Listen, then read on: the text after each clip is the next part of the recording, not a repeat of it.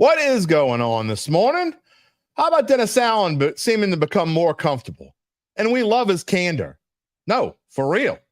We'll try to read through the lines with his comments from Sunday's question and answer session, play you some of his clips. We'll also shine a light on running back Jamaal Williams, the cat daddy. We'll tell you why I'm calling him that. And the role he could play this season, which should be much different than the role he played in 2023. And what about Jordan Mims and others taking advantage of starters missing time? That being said, are the injuries becoming a bit overwhelming? We have Mondays with Gabe. And lastly, on the extra point, we offer the Saints and Hoodats alike a happy anniversary to the team's first ever preseason game 57 years ago. That's a whole lot to talk about in a short amount of time. So let's get to it. The Dattitude podcast is coming up next. If you're looking for the latest scoop and in-depth interviews on the Saints, the NFL, the Pelicans, LSU, along with the best bets of the week, then lucky you. Along with high-powered, in-the-know guests who cover our teams, Jim Derry brings plenty of Dattitude. And he'll always tell you the way it is, or at least the way he thinks it is.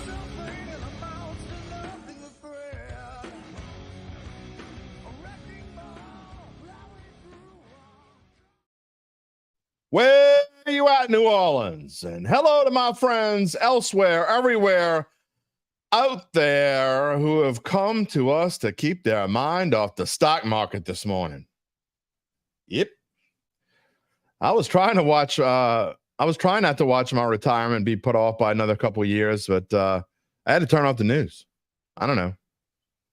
Maybe I can hang it up when I'm 78, maybe 80. Who knows? What I do know, that this is Dattitude, episode number 262. I had to think about it. 262, that's right. 262 episodes. Yeah, presented by Evangeline Securities. For a Monday, August the 5th, 2024, I am your host, Jim Derry, and you know it. Whether you watch on one of our NOLA.com social media channels or are listening to the podcast on demand, as always, I thank you for being a part of the Dattitude family. Who is with us this morning? Rocky's first. Good morning. Hello, Jerry. John Candy. Oh, you just found John Candy? Man. Where you been, man? Go find Uncle Buck. That's me. I'm Uncle Buck. Call me Uncle Jim this morning. Hey, town, what's going on? And yes, we are 5 days away from Saturday. Saturday? What's going on Saturday?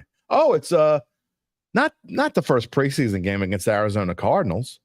I'm going to have a teenage girl in my house on Saturday. My daughter, Ella, turns 13 on Saturday.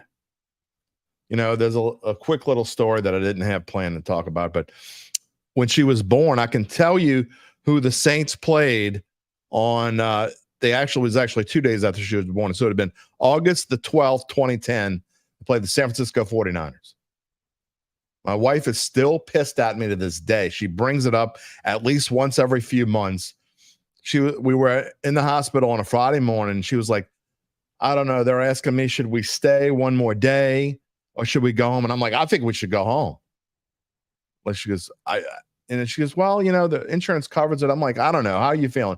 Well, I think I'm okay to go home. Well, we went home, and as soon as we got home, she realized it was because I wanted to watch the Saints-Niners preseason game. She was pretty pissed about that.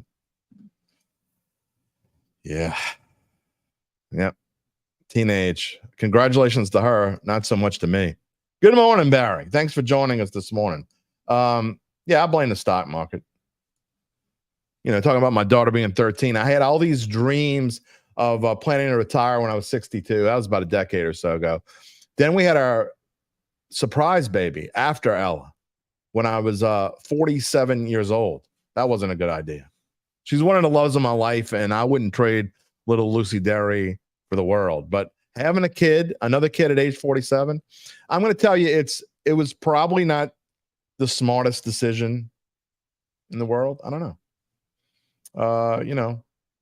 will put a dent in any chance I had of riding off into the podcast sunset before the year 2035 or 2040. Who the hell knows? In other words, you're stuck with me. As usual on Monday, A-Town, I open with some digressions. Yeah. On a serious note, we are thinking about our friends in Florida this morning. Hurricane Debbie made landfall just north of Cross City, which is a town I drive to. Yesterday, all kinds of personal things this morning, but it was the 6-month anniversary of my dad passing away. I talked to a stepmother yesterday, and they live in a town. She lives in a town called Crystal River, which is south of where the hurricane hit. But man, they got pounded yesterday and this morning. So not just them, everyone in the Big Bend area of Florida and Tampa yesterday Sarasota, I think, got 11 inches of rain in one day, which was their largest amount of rainfall in one single day. So our Buccaneer friends, we're thinking about you today. We're all part of the same NFC South family, right? And maybe tomorrow and the next day, we'll be thinking about our Carolina Panthers friends because it's headed that way. So, in all seriousness, we send our love over there. All right, let's move on a little bit. And, we're going to be talking a lot about, well, not a lot. We're going to be talking all about the Saints today, except maybe the Monday segment with Gabe. We'll see who's got planned for me. We got a new thing when Gabe comes on Mondays and Wednesdays. I have no idea what he's going to tell me. So they'll let it be a surprise. As our friends have already done here, Barry and Rocky and Jerry and A-Town, and who am I forgetting? I'm sorry if I forgot, but you can also be a part of the show, as they did, by typing in your comment on YouTube, Facebook, wherever you're watching. And we ask that if you haven't already done so, it only takes a second. If you haven't already done so, subscribe to our YouTube Dattitude page, where you always know when we go in the air live, as well, of course, have access to all our shows and short takes. And Gabe put up some of the preview stuff this weekend. I have no idea why, but the second year in a row, people are like watching the hell out of the Pittsburgh Steelers stuff. Last year, I had like this overwhelming response. And last year, I was very positive about the Steelers. This year, not as positive, but they still came. And it was like the most watched short we've had in, I don't know, a couple months. I don't get it. Pittsburgh Steelers are finding us on YouTube. Dylan, good morning to you. Thank you for joining us. So I don't know what the deal is, but you'll have access to all of our shorts on YouTube. They are certainly worth watching.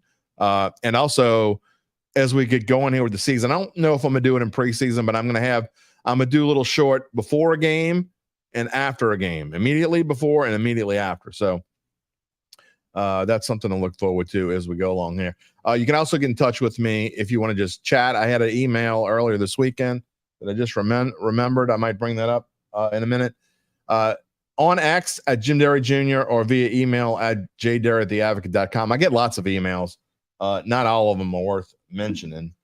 You know what? I'll bring it up. We are going to be talking, obviously, you see the topics. We're going to get into Dennis Allen's comments about the offense, which I thought were interesting. What is the role for Jamaal Williams?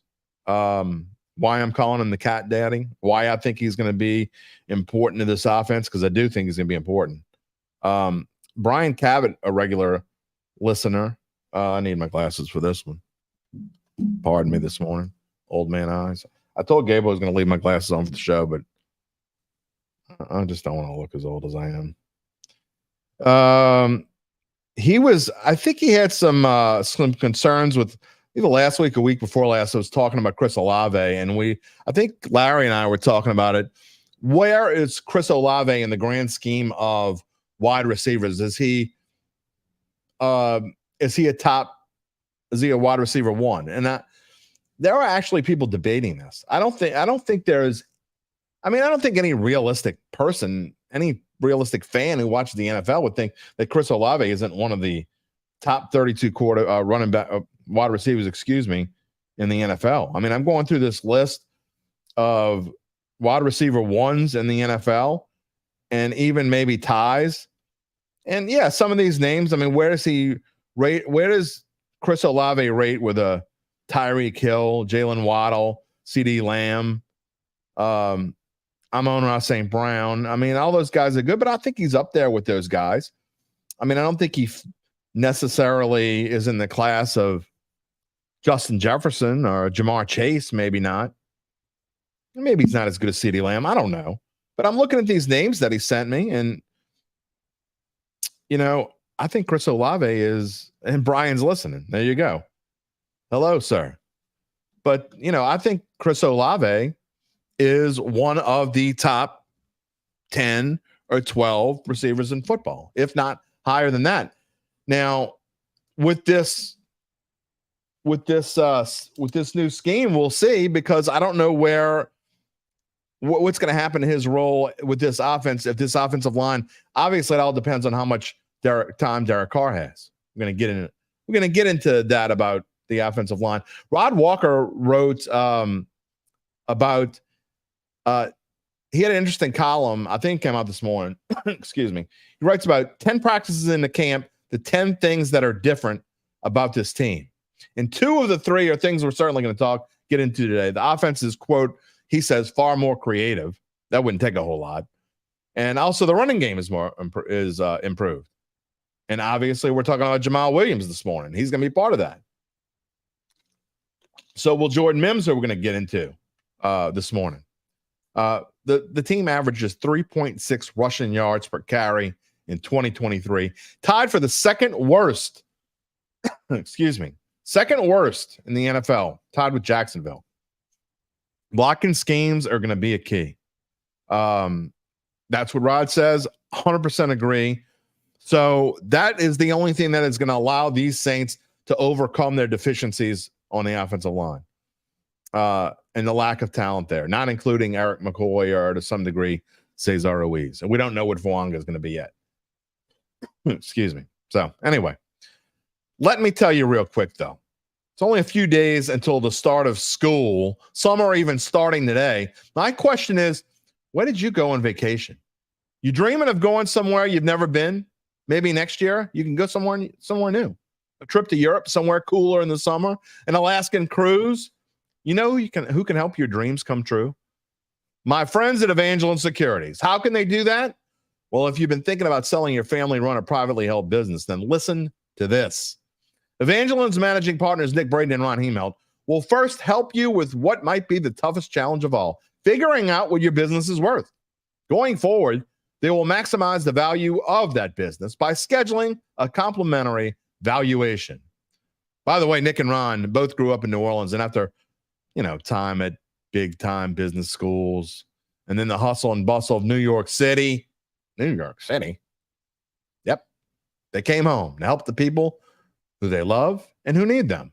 They have offices on Poydras Street and in Lafayette. More on this before the extra point, but in the meantime, you can check them out at www.evangelinesecurities.com.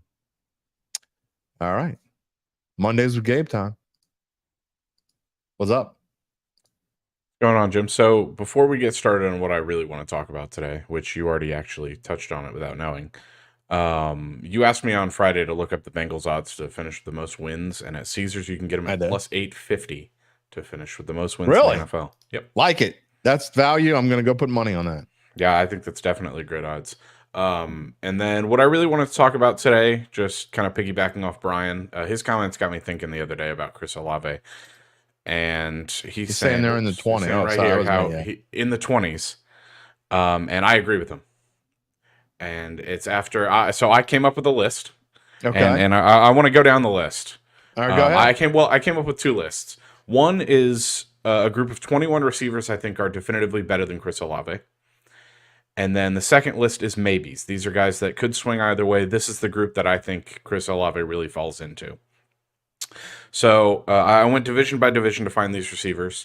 So starting off, Amari Cooper, Jamar Chase, Tyreek Hill, definitely, Garrett Wilson, Stephon Diggs, maybe, DeAndre Hopkins. Keep in mind DeAndre Hopkins. DeAndre Hopkins is a better receiver than him. And this is this is where I'm gonna explain myself. I'm going off career. Career to date, I think DeAndre Hopkins is a better receiver. Well, sure, he's had a better career. Even then, only been in the league for 2 years. Even then, DeAndre Hopkins put up some really impressive numbers last year. He was quietly very good. I believe he had over 1,000 yards. Double checking right now. Yeah, 1,057 yards and 7 touchdowns last season. I think he's quietly almost done. I don't disagree with you, but that's comparable to Olave. Devontae Adams. Justin Jefferson. This is going to be my most controversial ones in the yes, but hear me out. Jordan Addison of Minnesota. Oh, come on, man. He had 900 yards and 10 touchdowns last season. That's more touchdowns than Olave's had yet, and 900 plus yards as the number 2 receiver is impressive. Especially as a rookie. DJ Moore, Keenan Allen, Amon-Ra St. Brown. Keenan Allen is not a better receiver right now than Chris Olave. Right now? No way. What is he, 48 years old? He had over 1,000 yards last season. Yeah. Again, similar to Chris Olave. Yeah, and what did he have the year before that when he gets hurt every other year? Well, he's had, I believe, 4,000-yard seasons in the last 5 years. Okay, we can agree to disagree on that one. And keep in mind, I'm not saying I like a lot of your lists. You're making a good point, he's had which is why 5,000-yard seasons in the last 7 seasons. The 2 he missed were 992 and 752 in 2022. He's not. Yeah, but he's not the same receiver that he was. I mean, no, he's not. That's a valid. I mean, that's a valid. I'm not saying your opinion doesn't matter, because I mean, I think that's realistic. There are only 2 guys I think that so far that you've said that the 100% don't agree with you, and that's and even then, if we're talking guys I would take now, I would take Olave over both Hopkins and Keenan Allen right now. But I'm talking that's what overall, your list. Overall better receivers. No, I'm saying overall better receivers right now. But you would take Olave. That doesn't make any sense to me. I would take Olave going forward because he's younger. Okay, but if we're starting all at the same age, I would take those other guys over. Well, we're not starting at the same age. We're talking about like right now, like where they are. That's kind of my point. That's why I would say like right now. Okay, well then, so take those 2 off the list. Okay, so then, CeeDee Lamb, AJ Brown, Devontae Smith, Terry McLaurin, I guess, Mike Evans, maybe, Brandon Ayuk, maybe, Deebo Samuel. Cooper Kupp's Kupp, a weird player. Cooper Kupp's another one of those where I would take off if we're saying who we would take now, but I think throughout his career you got to respect what he's done. And then Puka Nacua. I mean, Puka Nacua is a mystery wrapped in a riddle surrounded by. He had almost 1,500 yards last season as a rookie. I understand that, but is that a 1-year wonder type thing? I don't know. I guess we'll find out. Yeah, we will find out. Look, I think you make me think now that probably would I was wondering if he should be top 10, if Olave should be top 10, but when I hear your list and go through it, that makes me think he's probably more like top 12, top 13, because I think there's at least 4 or 5 guys that you mentioned that I would say if he's not better than them at bare minimum, he's what and what. So well, if there's 4 or 5 guys on that list that you disagree with, then that would mean there are 16 definitive better than him on that list. And then to the maybes, Jalen Waddle. Okay, that's fair. T. Higgins. I don't think he's better than Olave, but it's a fair. It's a maybe. I think these guys are comparable. George Pickens, who I think talent-wise is comparable. George Pickens is one of the best. I mean, George Pickens is one of the most unsung receivers in the NFL. I'm glad you recognize that. He was one of the ones on here where I'm like, oh, he might I would rather have George Pickens to defend than Chris Olave. Okay, I was ready to defend that one. So I'm not saying he's better. Yeah, I don't think the Steelers have a good enough passing game. Neither do I. I think the Saints passing game is better than the Steelers passing game. I don't care whichever one of them plays quarterback, but that's an interesting one for sure. Yeah, but I think George Pickens is phenomenal. Agreed. Nico Collins, Tank Dell, Homer, Michael Pittman. No, I put them in the maybes. I had Nico Collins in the yes, but then I moved him to the maybe. I do think Nico Collins is better, but Michael Pittman, Calvin Ridley, no, Cortland Sutton, no, Chris Godwin, and DK Metcalf. There you go. All on Brian's list. He sent me a email. I'll forward this email so you can enjoy it and look at it. So, look, I don't know. I mean, maybe I'll make my list at some point. I don't know. I don't know that it in the grand scheme of things, what does it really matter unless you're talking about fantasy football? I mean, those lists never really matter. It's like talking about who's the greatest player of all time, which is one of the dumbest arguments. I mean, it's fun, I guess, to have with your friends, but it's 80% of the people on the planet think it's Tom Brady. I don't. Maybe that's what we should do on Wednesday. I should have you come up with, like, you can ask me questions who I believe is the greatest of all time at this or that, and just see you react to my answers, because I think you'd have some colorful takes to some of mine. All right. Well, this show could always use some colorful analysis. But just to cap it all off, the point of that little practice and for this segment is I think Chris Olave is a lot closer to the is he top 25 discussion to is he top 10 discussion. Fair enough. We'll find a way to poke and prod each other on Wednesday. Sounds good. All right. Let's move on, because we got a lot to talk about in a short period of time, because we had a show, I don't know if it was Friday or Wednesday. One of the shows last week was an hour and 20 minutes. That's way too long. So I'm working on being less long-winded and hot-bagged and more on the nose. Brian says he also wanted him to be great. Yeah, of course. No, I don't have any problem with what you said, Brian. I respect your opinion, even if I don't agree with it. I just think that Olave is one of the top. I don't know. I have to go through the list. Put it this way: he's at least top 15, in my opinion. But I get where you're coming from. All right, let's get into. We got some clips to play this morning, and again, if you want to chime in at any point, feel free. All you do is type it in. You know how to do it. Those of you watching and listening, as always. Obviously, if you're on the pod after the fact, then write me at jderry@theadvocate.com, and we'll talk about it on Wednesday. Although Wednesday, I am going to spend some time talking about LSU. So we have not done that enough. LSU and Tulane have started practice. We're going to spend more time on the Tigers and the Green Wave. Maybe on Wednesdays in the preseason, we'll spend more time on that. Kind of depends what happens with the Saints, right? All right, so the offense had a really good day on Sunday. According to what I hear, I wasn't there, obviously. I'm here in Louisiana. But by all accounts and by the podcast that I've listened to and our own guys, I went through all of the stories that we wrote here at NOLA.com this week and this weekend. And then this morning I read what we put up. They seem to be clicking a little bit. And this first clip from Dennis Allen kind of talks about it a little bit. And let's just hear what he said, and I'll come back to it. Let's hear what he said. Yeah, look, I thought overall, the offensive execution was pretty good. Play. We were able to get a couple of touchdowns, offensively at the end of the first half. And again, there's a lot that goes into that. It's not just about going and scoring touchdowns. It's trying to, manage the game too. So I thought offensively we did, we did some good things. And yet I think there's some things that we've got to teach off of there that that could have negated our ability to score points in that situation. So. But yeah, I thought overall, offensively, I thought we executed pretty well in those situations.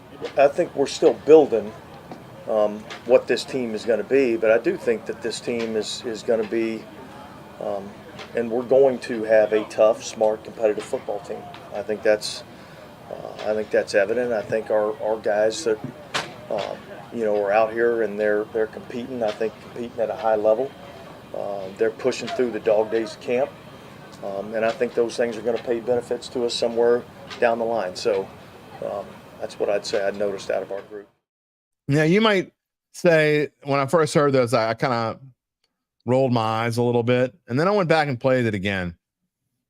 And look, I think that there's a chance that it's not just lip service. And I know I talked about how he's candid. That's not one of the clips that he's like super candid. And I got two other DA clips that I'm going to play in a minute. But I think that with this team and where they are, and with this new offensive coordinator, he's being guarded a little bit. You can read through the lines that he's being guarded a little bit, but he really likes what he sees, and he's trying not to get too fired up.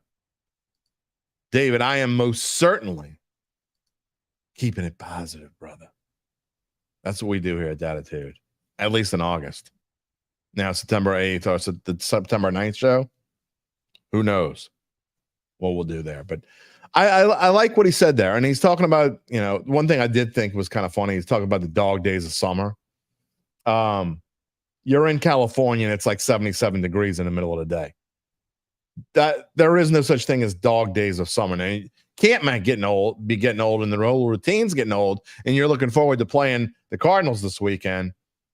But don't give me any crap about the dog days of summer. Anyway, you can kind of hear through the lines. That's what he thinks about this offense. He's about to tell you he's happy, but he's not satisfied. I think another clip here where if you listen, when we come back after the second preseason game, I don't know how much time we're going to see from the starters, but I really think, and as vanilla as they're going to be, they're going to have to use some of this offense. They're going to have to let some of the cat out of the bag. I think we're going to know so much more about this team. Preseason doesn't usually matter, but I think it matters this year. And I think Dennis Allen thinks it matters. Happy's probably the right word. Satisfied would not be the right word. I think we're always pushing and striving to be better than we are right now, and I think we've got to keep pushing the envelope. I think we can't ever, kind of settle and feel like we've got it. I think we've got to keep pressing the envelope, and once we feel like our guys have a pretty good grasp of what's going on, all right, well, how do we push them a little bit further? How do we put something else on their plate? I want to see exactly how much they can handle. This is the time to find that stuff out. And so I think our offensive staff has done a good job of that. I think, each and every day we've got a new little wrinkle, a new formation, a new motion, a new play. I think I'm encouraged by, the progress that we're making, and yet not satisfied yet with where we're at. Again, obviously a long way to go. They're not even finished with the install of this new offense. We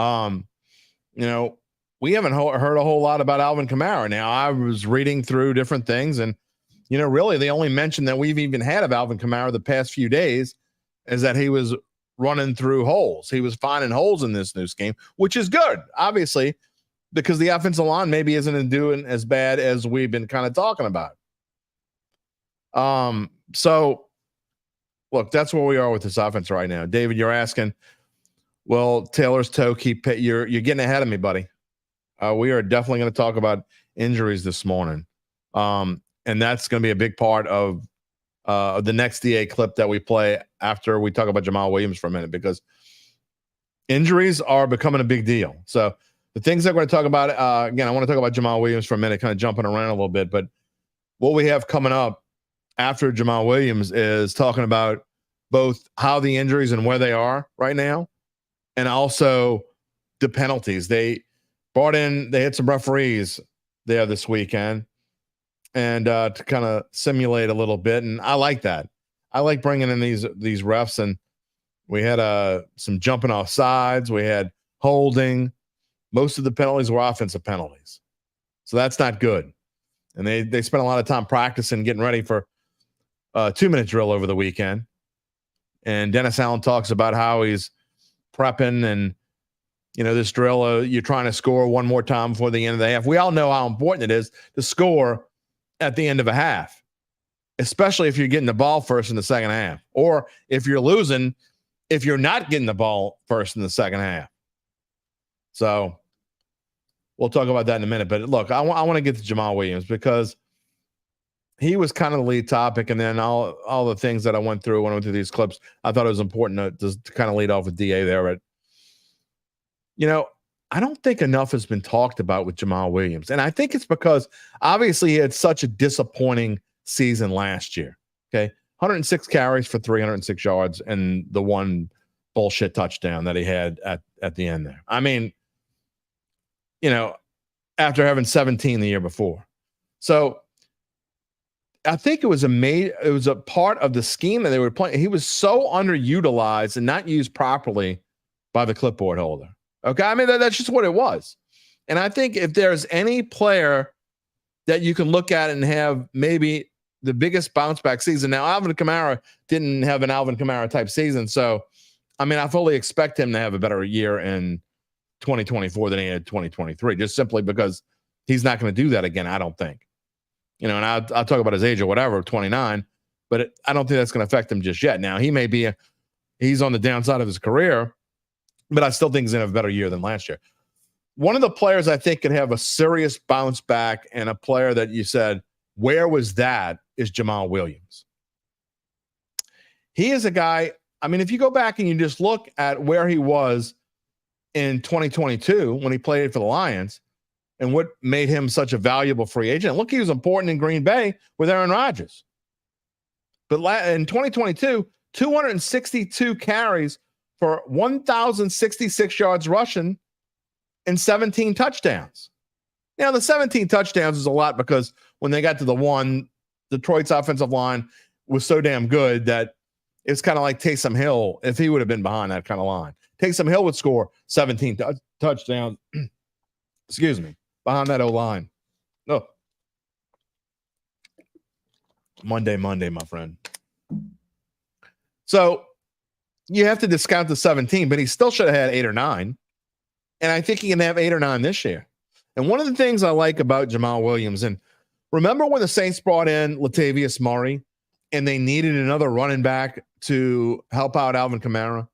And Mark Ingram was kind of, he had left. And even when he came back, he was not effective because he had hit that aging point, that running back's hit. But the thing about Latavius Murray, and people said, well, he's 29, he's 30. The difference between Latavius Murray and an Alvin Kamara, and the same for Jamaal Williams and an Alvin Kamara, is the utilization and how many touches that they've had throughout their career. They can be 29, but play like a 26-year-old if they haven't been overused. And by comparison, Alvin Kamara is like 100 days younger than Jamaal Williams, something like that. Maybe a few more days, whatever it is. So they're basically the same age. But the biggest difference is Kamara has 621 more touches in his career than Jamaal Williams has. 621. So that's basically, in the grand scheme of things, somewhere 2.5 seasons fewer touches of someone that chooses a number one back. So you're talking about a guy who basically in football age is more like 27 than he is 29. And I just think that in this new scheme, and if you listen to what Jamaal Williams says here, and it's his way of saying that this scheme is going to help his career so much more than the last scheme, and how frustrated he was before without saying that. Okay. And then he'll kind of, towards the end of the clip, address why I'm calling him the cat daddy. I'm just kind of having fun. Do you notice a difference with the way y'all are doing it this year? I mean, I know that you said it was the same. Well, no, it's like different. Like, I mean, you guys ran some outside zone last year. You ran some inside zone last year. I've yet to be. Oh, I was about to say something crazy.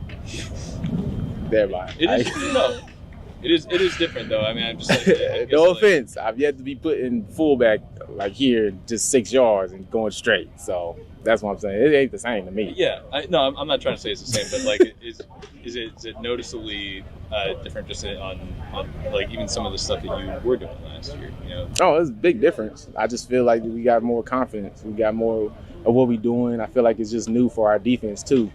Like, they were very used to just seeing the same thing every practice, knowing what we were going to do, and I feel like it just got mellow for them. But now that we have something different, we're doing new things, and even in the same positions, even in the same formations, it may look the same, but it ain't the same. And, you know, and they're learning to it. They learn how to adjust to it too. So that's what I like about it. It's just something different for all of us. So I just love the way this team is. We handle each other with care, and we really do care for each other. So personally, does it feel good for you compared to last year, going through 1 year with the Saints, and as you almost 2 weeks into this camp? Get there. I mean, I'm getting there. I just miss my cats. That's all. Like, I really be better once I get my cats and my daughter there. That's all. So, but I'm happy though. I'm happy to be playing. I'm grateful to still be playing, and I'm grateful to just be out here and do what I need to do for this team. Man just wants to hang out with his cats. I mean, you gotta appreciate that about a man. I mean, look, I haven't had cats in quite a long time because, look, I grew up, my mother raised cats. And so we always had like 4 or 5 in the house. And when I moved out, I'm like, that's it. Now I had a couple girlfriends here and there, cat, whatever. I was done with cats. But I can appreciate it. Man loves his cats. And he loves his daughter, of course. But I mean, some people go do different things. Man just wants to go home and hang out with his cats. Kind of like that. All kidding aside with the cat daddy, I tell you this. You heard what he said there about I'm not going to be a fullback and run straight up the middle with this team. I mean, he didn't say it exactly like that, but that's the way. When he said, I almost got myself into trouble, he was about to blast Pete Carmichael. You got that? You caught that? Caught himself. Dude, Gabe was just telling me he loves his personality. I think this dude, I think he's going to have a stepping out. Apologies to Joe Jackson for you old people who know what I'm talking about. I think he's going to have a stepping out kind of season. I really do. I'm not saying he's going to have 262 carries for 1,000 and whatever yards and 17 touchdowns. But I do think he's going to have 150, 160 carries. The 106 carries he had last year were the least amount he's ever had in any season. And that's including some seasons where he had some injury issues. He was always more. He's never, this is not only is the fewest carries, it's also, I think by like 20, the fewest touches he's ever had. He's fresh. He's ready to go. He's got something to prove. This is one of my unsung guys. Now, we're going to talk about Jordan Mims because I do think Jordan Mims is going to make this team. I'll get to him in a minute. But as far as the running game goes, I think that they're going to find ways to use Jamaal Williams that he certainly wasn't used last year. And he basically just told you that. And he's also going to take advantage of the Jordan Mims taking advantage of the injury issues. So is Jamaal Williams. Because he's going to be on the field a lot more. And he's not going to be a fullback, as he said. That being said, though, the injuries piling up are a concern. They really are. And, missing practice on Sunday. Pete Werner, shoulder. Peyton Turner, who David just asked me about. It's his toe, and it's the same toe. Although Dennis Allen, and I think he's being real when he says this, I think when he talks about an injury, it's not that big of a deal. When he doesn't talk about an injury, it's more of a big deal. You notice no one's talking about Kendra Miller? The same thing, again, hate to keep going back to this, and I bring this up a lot. Same thing as Andrews Pete last year. They didn't want to talk about Andrews Pete. Why? Because Andrews Pete wasn't going to play unless he had to. I think Kendra Miller's in trouble. They're not talking about him. But he is talking about Peyton Turner. Again, same toe as last year. He doesn't think it's a big deal. Nathan Shepard's got a toe injury. Paulson Adebo left practice with groin tightness. And then the same other cast of characters that have been hurt. Marshawn Lattimore, hip flexor. That is number one that you got to be worried about. It's great that you got depth in the defensive backfield. I mean, Paulson Adebo left practice, but you got depth back there, but you need the so-called number one cornerback in the league. That's what he calls himself. You can argue that he really is when he plays. Is he going to play? He's going to play at some point. He's going to play in week 1? I have no idea. I know we still have, 5 weeks till week 1? 5 weeks from yesterday? Is he going to be there?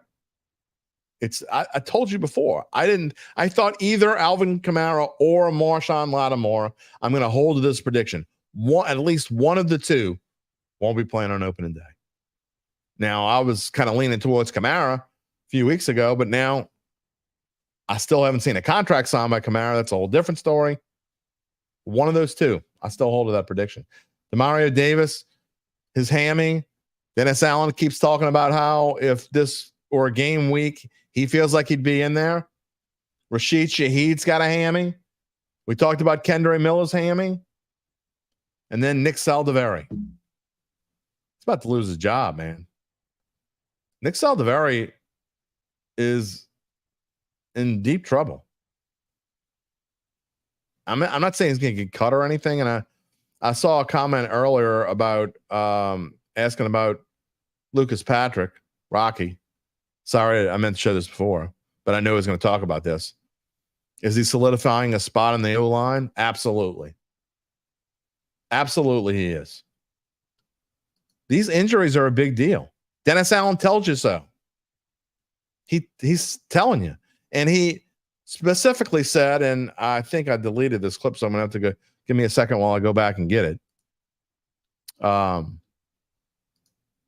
I'm clicking on it now. But if these guys don't get out and play, the guys that are on the bubble, then they're not going to have a chance. If Kendra Miller, there's no almost. I think we're at the point now where Kendra Miller, there's becoming lesser and lesser chance every day that he's RB3. Jordan Mims is kind of stealing that spot. Now, he still has time. If he comes back in the next, 4 or 5 days before the first preseason game, he's not going to play the first preseason game no matter what. But if he comes back and starts practicing soon, maybe he can get it back. But right now, it's Jordan Mims. Same goes for Nick Saldiveri. And look, if they can't play, they can't play. It is what it is. But I think you don't even need to read through these lines. Dennis Allen pretty much tells you what he's thinking. Nick Saldiveri would be one of these young players that's trying to make the team, that's trying to prove that he belongs. And so the missed time with a guy like that is critical missed time in his development, And so every day that he misses is a day that he gets, further and further behind. And I would have hit him, but that's just the truth of it, you know what I mean? And so, it is what it is. And so we've got to be able to, change course and reevaluate where we're at. Same goes for Peyton Turner, even though he's not starting. He wants to make this team. He's got to be out there. If his toe is a problem again, he's not going to play. First round pick or no. He's far enough removed from being a first round pick that they won't think twice about cutting it. A-Town says that he thinks Miller will be the first cut after the first preseason game. He can't stay out of the mash unit. Well, he's not going to be the first cut. Okay. But he's not in a good position. They won't cut him because even though he's a third round pick, you're not going to cut a guy that you potentially see as a starter, at least not this early. Now, I think what's most likely at this point for Kendra Miller, if nothing changes, I think most likely they'd put him on IR. And he's out the first. I keep meaning to look this up, and Gabe, you can tell me if it's 4 or 6. Can't remember if it's first 4 or first 6 if you go on IR. But I think that's where he's going. And that's going to solidify Jordan Mims' chance. Not chance. If Kendra Miller goes on IR, it's going to be Jordan Mims. Because unless James Robinson does something in a hurry over the course of the next week as well, I don't think they're going to keep 4 running backs. That's my opinion, because Taysom Hill's kind of a running back too. Brian saying his thought on Miller's, he'll miss more games than he plays. Cut your losses. Season-ending IR. You don't have to miss the season if you're on IR. And Mims plays, you got to keep him. No doubt. And Jordan Mims is talking about, he knows he's got an opportunity. And it goes to the injury situation and what we talked about and what Dennis Allen just said about players having opportunities to make the team. Jordan Mims knows he's got a shot. And you're going to see him on special teams too, because he's going to do whatever it takes. He's going to play more than 3 snaps this year, I promise you.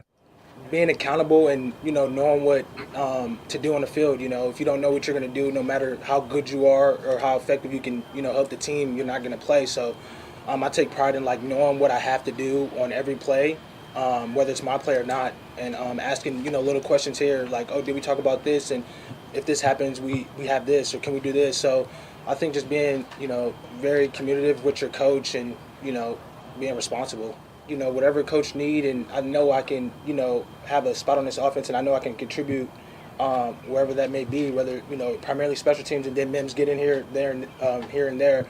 But I just know, I can help us, help us win in a way.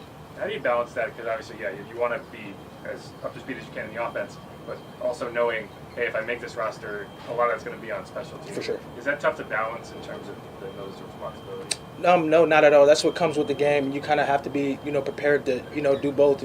Stay in that offensive playbook, but then be, focus on, when special teams comes around, you got to know what you're doing on special teams.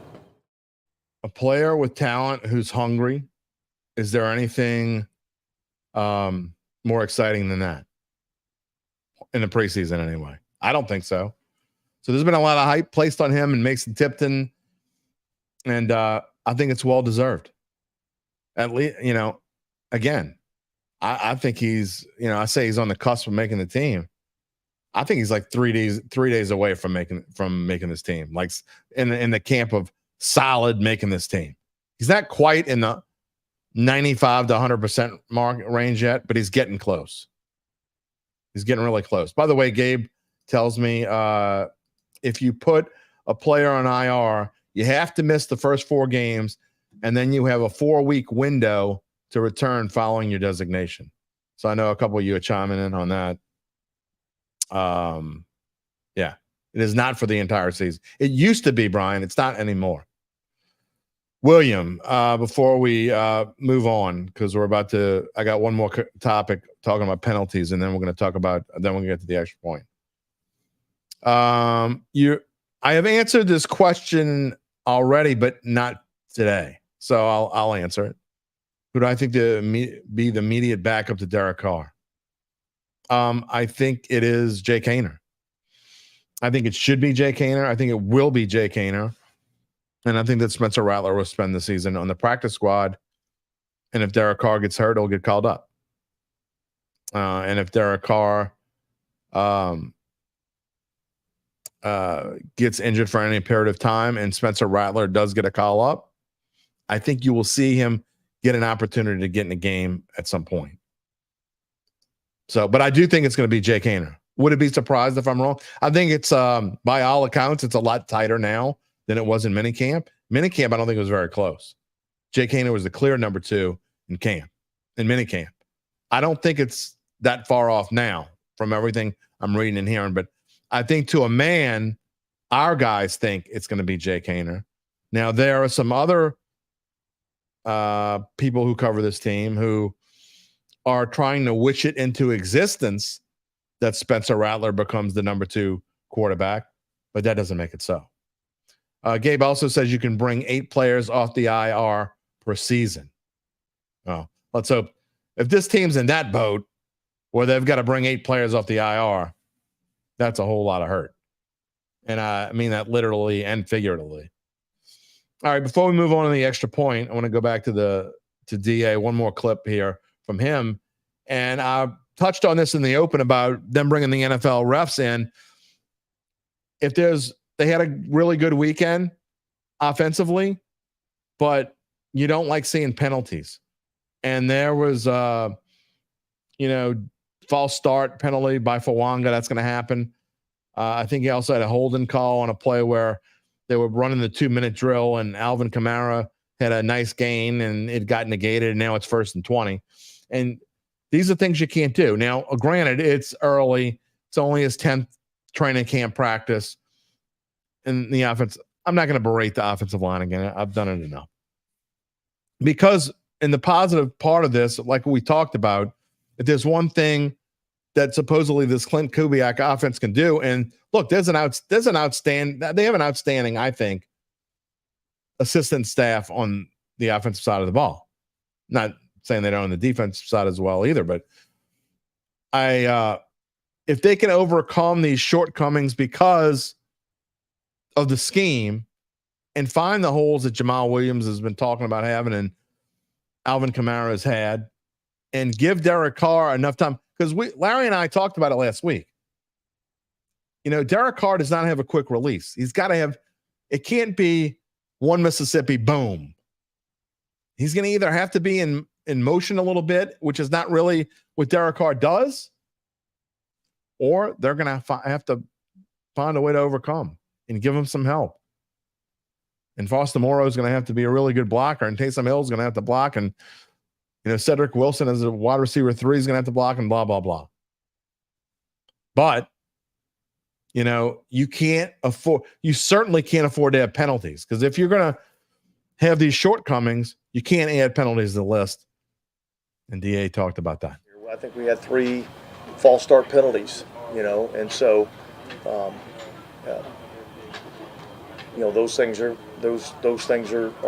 costly, and so we've got to, if we're going to utilize the snap count, then we have to be able to utilize the snap count. That means everybody's got to be disciplined and sit in there and not move until the ball moves. But a holding call on the on screenplay in the 2-minute, so which put us back at 1st and 20. We were able to overcome it, but a lot of times those are killers on a drive, and in particular when you're talking about the end of the first half, when it's 1st and 20 and we're obviously trying to score points, but we're also not trying to give the ball back to our opponent. That becomes a more challenging thing. So, yeah, look, it's pretty simple, right? If you're one of the best offensive lines in the league, then you can afford to have a false start or a holding call here and there, because you can overcome that. You can give your quarterback time to throw the ball. But then again, if you're one of the best offensive lines in the league, you're probably not doing that anyway. That kind of all goes into what makes you a really good offensive line. I don't know. We'll see. I think the number one thing that I'm going to be looking for, and we'll talk about this on Friday, the number one thing that I'm going to be looking for in Saturday's first preseason game is how much the quote-unquote starting offensive linemen play in that game. Now, obviously, we may not see Derek Carr at all. I have no idea. I have no idea if Derek Carr is going to start or not. I think he'll probably play one series, and then we'll see a lot of Haener or Rattler, and I'm not even going to read much into the order that he puts Haener and Rattler in. I don't think that matters. I don't think we're going to find out who the number 2 quarterback is until the end of the season, end of the preseason.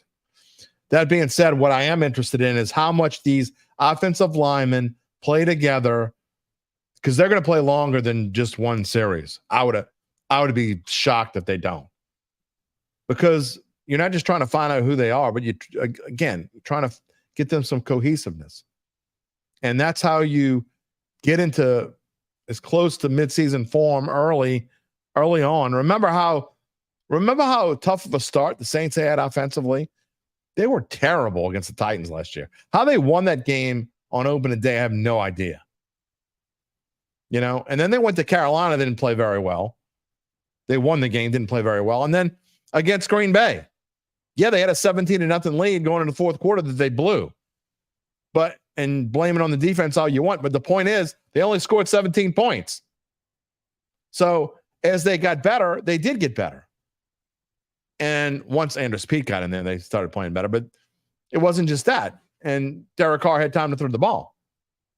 Offensive line needs to get into as close to midseason form, whatever that means for this team, as they possibly can, as early as they can. They can't wait until figure it out.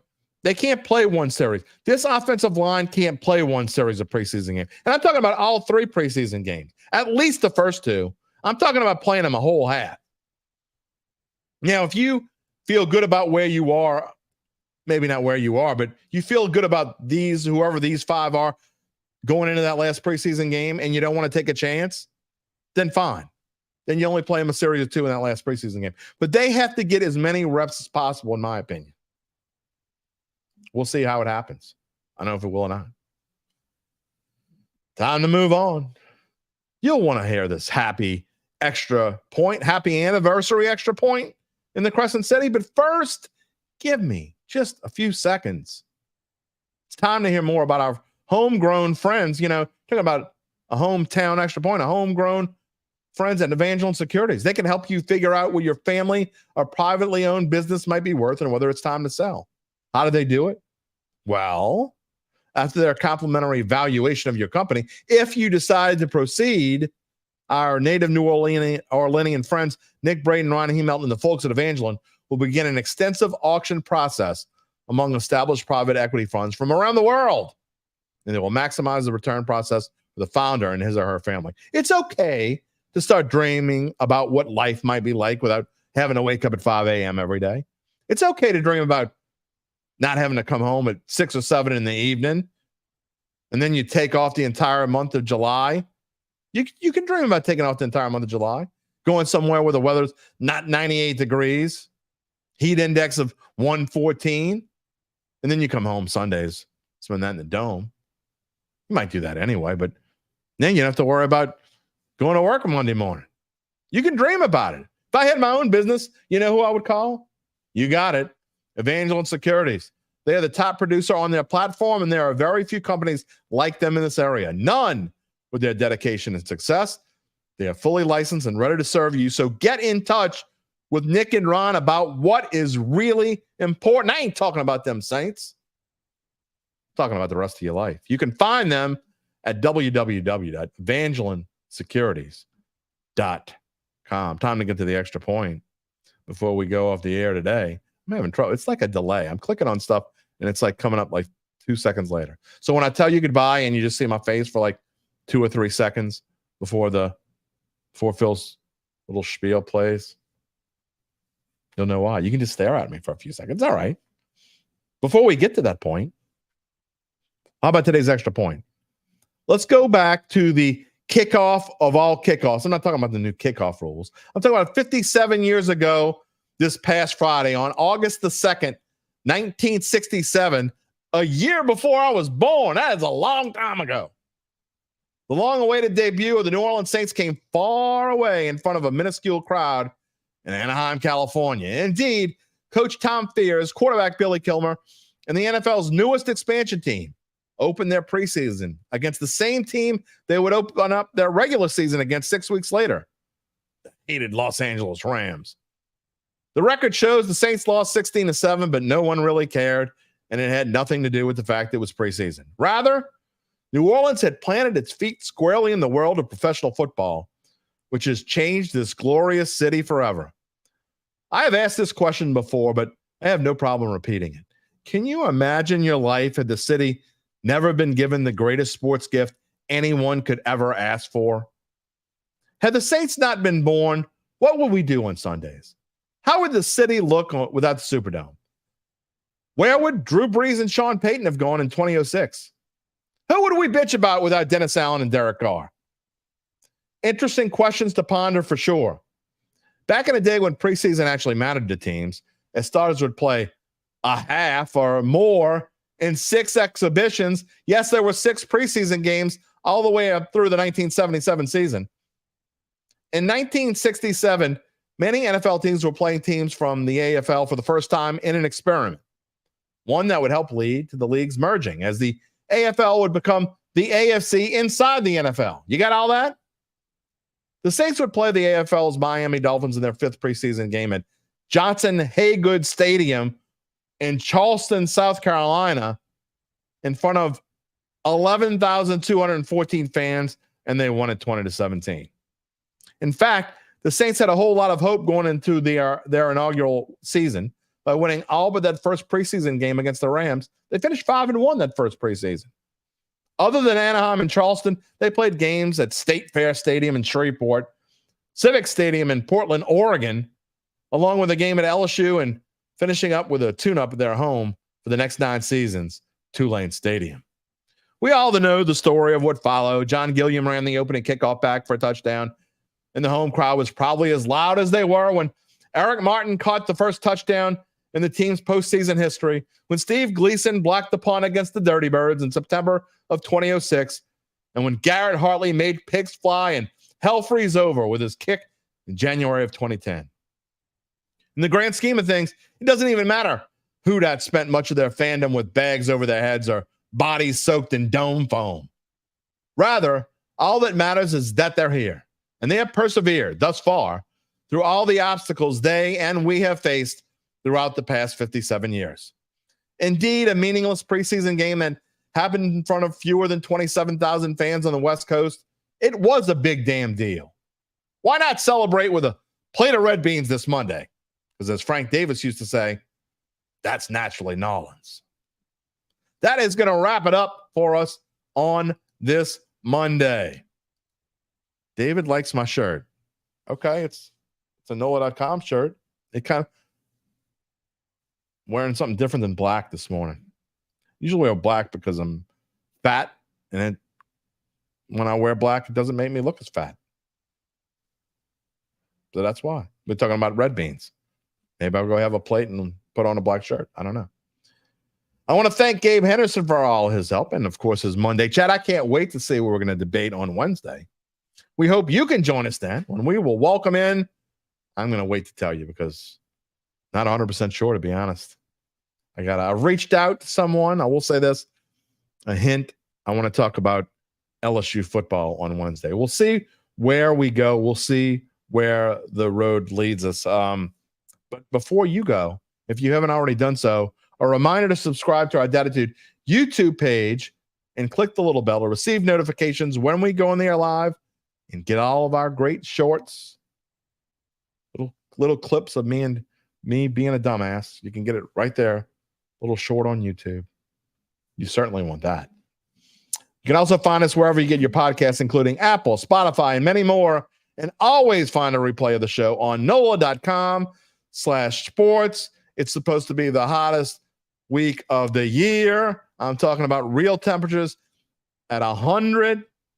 I don't know what's worse. No, I do. I mean, I know a hurricane's a little worse. What about a Cat 1? What about a tropical storm? What about depression? I can't deal with this crap anymore. I'm done with summer. But Wednesday is the day before the first day of school, so I'll probably be in a good mood. We'll see you then. Take it easy, my friend. If you're looking for the latest scoop and in-depth interviews on the Saints, the NFL, the Pelicans, LSU, along with the best bets of the week, then lucky you. Along with high-powered, in-the-know guests who cover our teams, Jim Derry brings plenty of Dattitude. And he'll always tell you the way it is, or at least the way he thinks it is.